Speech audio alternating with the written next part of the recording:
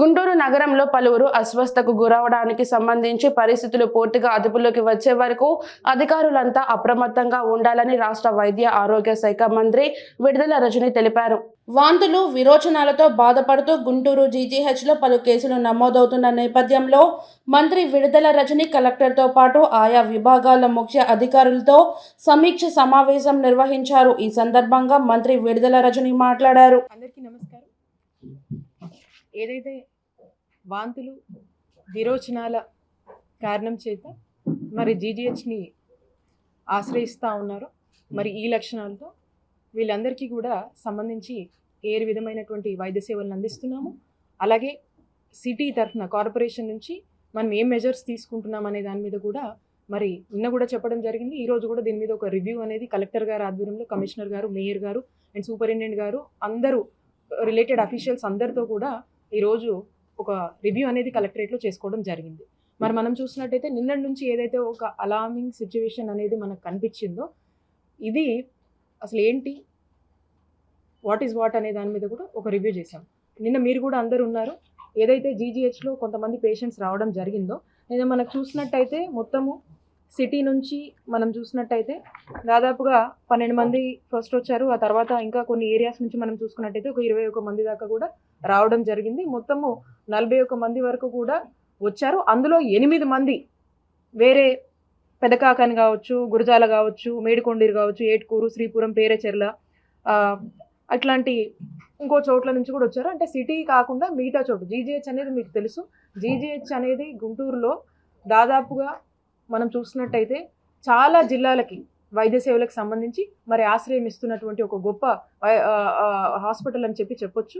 అలాంటి ఒక పేరు, ఒక రెప్యుటేషన్తో మనము ఒక మంచి ముఖ్యమంత్రి గారి పాలనలో ఒక మంచి వైద్య సేవలు అందిస్తూ ముందుకు తీసుకువెళ్తా ఉన్నాము. మరి ఎవరు వచ్చినా, ఎక్కడి నుంచి ఏ సమస్యతో వచ్చినా కూడా ఆదరించేటువంటి ఒక గొప్ప హాస్పిటల్గా మనం జీజీహెచ్ని చూడాల్సినటువంటి అవసరం ఉంది. మరి ఇందులో భాగంగా ఎక్కడి నుంచి కూడా ఎవరు ఏ సిమ్టమ్స్తో వచ్చినా, ఏ వైద్య సేవలకు సంబంధించి ఆశ్రయించినా కూడా మనం ఆ వైద్య సేవల్ని ఇమీడియట్గా కూడా టేకప్ చేసి మనము వైద్య సేవలు అందిస్తున్నటువంటి పరిస్థితి ఈరోజు జీజీహెచ్లో మనము మీరందరూ కూడా చూస్తున్నారు. మరి దీనికి సంబంధించి ఎవరైతే మరి ఈ రకమైనటువంటి కారణాలతో మన హాస్పిటల్ని ఆశ్రయించారో, ముఖ్యంగా సిటీకి సంబంధించిన వాళ్ళు, ఇతర ప్రాంతాలకు సంబంధించిన వాళ్ళు అందరికీ కూడా చక్కటి వైద్య సేవల్ని మనం అందిస్తున్నాము. అండ్ అలాగే ఈ ఉన్నటువంటి వాళ్ళలో ఇప్పటికే కూడా 7 మంది డిశ్చార్జ్ అవ్వడం జరిగింది. కావాల్సినటువంటి వైద్య సేవలు ఎక్కడ కూడా వాళ్ళకు ఇమీడియట్గా రాగానే ఒక మంచి వైద్య సేవల్ని అందిస్తూ ఉన్నాము. అండ్ ఈ డిశ్చార్జ్ అయిన వాళ్ళు కాకుండా కూడా about to be discharge already treatment పొందుతూ మరి కొంచెం ఈ పూట కొంచెం బెటర్ అయ్యి ఈవినింగ్కి డిశ్చార్జ్ అవ్వాల్సినటువంటి వాళ్ళు కొంతమంది ఉన్నారు. అలాగే రేపు పొద్దుటికే మళ్ళీ డిశ్చార్జ్ అయిన వాళ్ళు కూడా కొంతమంది ఉన్నారు. అంటే ఏదైతే వాళ్ళకు ఒక సిమ్టమ్స్ అనిపిస్తున్నాయో వాళ్ళు రాగానే ఇమీడియట్ కేర్ ఇవ్వగానే వాళ్ళు బెటర్ అవ్వటము అండ్ వాళ్ళు కొంచెం కాన్ఫిడెంట్గా ఫీల్ అయినంబటే మరి డాక్టర్ల రికమెండేషన్తో మనం డిశ్చార్జ్ కూడా చేస్తున్నాం. కాబట్టి ఒకటి ఇక్కడ మనం అర్థం చేసుకోవాల్సినటువంటి అంశం ఏంటంటే కారణాలు ఏమై ఉండొచ్చు అనే దాని మీద కూడా కలెక్టర్ గారు, కమిషనర్ గారు దీని మీద పూర్తి స్థాయిలో కూడా ఎంక్వైరీ చేస్తూ ఉన్నారు. దీనికి సంబంధించి ఇప్పటికే ఒక 32 శాంపుల్స్ని కూడా మనం తీయడం జరిగింది. ఈ శాంపుల్స్ని కూడా వీటి టెస్టింగ్కి పంపించారు. Mostly we're expecting reports soon. వీలైనంత స్పీడ్గా కూడా మనం రిపోర్ట్స్ తెప్పించేందుకు మనం ఆ ల్యాబ్స్ అన్నింటిలో కూడా టచ్లో ఉండి మనం మాట్లాడుతూ ఉన్నాము. మనం వాటర్ శాంపుల్స్ తీసుకున్నాము, అలాగే ఫుడ్ శాంపుల్స్ తీసుకున్నాము.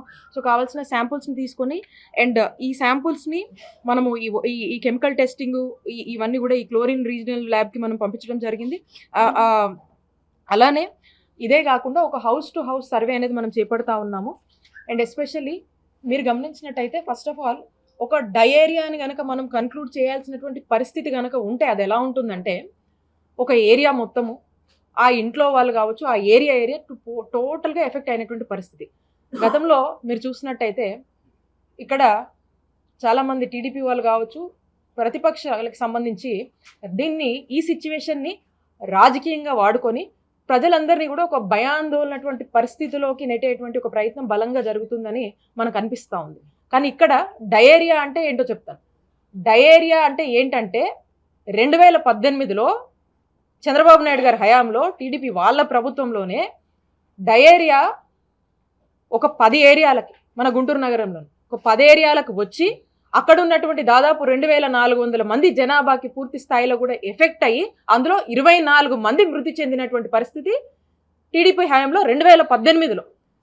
దాన్ని డయేరియా అంటాం. ఇక్కడ మీరు చూసినట్టయితే ఈ రోజున కొన్ని లక్షణాలు, ఇలాంటి లక్షణాలు, వామిటింగ్స్, విరోచనాలు, ఇలాంటి లక్షణాలు అక్కడక్కడ అక్కడ ఒకటి, అక్కడ 2 అట్లాంటి కొంత సీజన్లుగా కూడా మనం ఇలాంటి పరిస్థితి చూస్తూ ఉన్నాము. కాబట్టి ఇలాంటివి అక్కడక్కడ మనకు కనబడుతున్నాయి. కాబట్టి స్కాటర్డ్గా ఇది కనబడుతుంది. కాబట్టి ఎక్కడి నుంచి కూడా ఈ లక్షణాలతో వచ్చినా కూడా పూర్తి స్థాయిలో కూడా ఒక బెస్ట్ వైద్యాన్ని ఈరోజు మన జీజీహెచ్లో మనం అందిస్తూ ఉన్నాం. ఒక్క సిటీ నుంచే కాదు, ఎక్కడి నుంచి వచ్చినా, ఇక్కడే కాదు, ఇంకో పక్క జిల్లాల నుంచి వచ్చినా కూడా ఈరోజు వాళ్ళకు మంచి వైద్యం అందించే పరిస్థితిలో ఈరోజు జీజీహెచ్, ఇక్కడ ఉన్నటువంటి వైద్యాధికారులు, వైద్య సేవలు, ఇక్కడ ఉన్నటువంటి డాక్టర్స్ కావచ్చు, అందరూ కూడా ఒక మంచి వైద్యాన్ని ఇస్తున్నటువంటి దీన్ని మీరు అందరూ కూడా గ్రహించాల్సినటువంటి అవసరం ఉంది. ఎందుకంటే ఒక నమ్మకంతో ఇక్కడికి వస్తున్నారు. ఆ నమ్మకాన్ని మనం కాపాడుతూ మంచి వైద్యాన్ని మనం ఈరోజు అందిస్తూ ఉన్నాం. ఇది ఇటువంటి పరిస్థితి. And at the same time ఏదైతే మేము ఒక 5 మందితో టీం వేసామో, కొన్ని ఏరియాస్ని మనము అధికారులు అప్రమత్తంగా ఉండి కొన్ని ఏరియాస్ని మనం ఐడెంటిఫై చేసి కూడా ఒకవేళ ఇక్కడ ఏమన్నా ఇక్కడ మనకున్న డౌట్స్ని బట్టి ఆ కొన్ని ఏరియాస్ని, ఎస్పెషల్లీ మనం శారదానగర్ తీసుకున్నట్టయితే ఆ ఏరియాస్ని మనకి ఏదైతే కొన్ని డౌట్గా మనం అనుకొని కొంచెం ఇక్కడ జాగ్రత్తగా ఉండాలని అనుకున్నప్పుడు అక్కడ ఒక house to house hold survey అనేది మనం చేపట్టడం జరిగింది.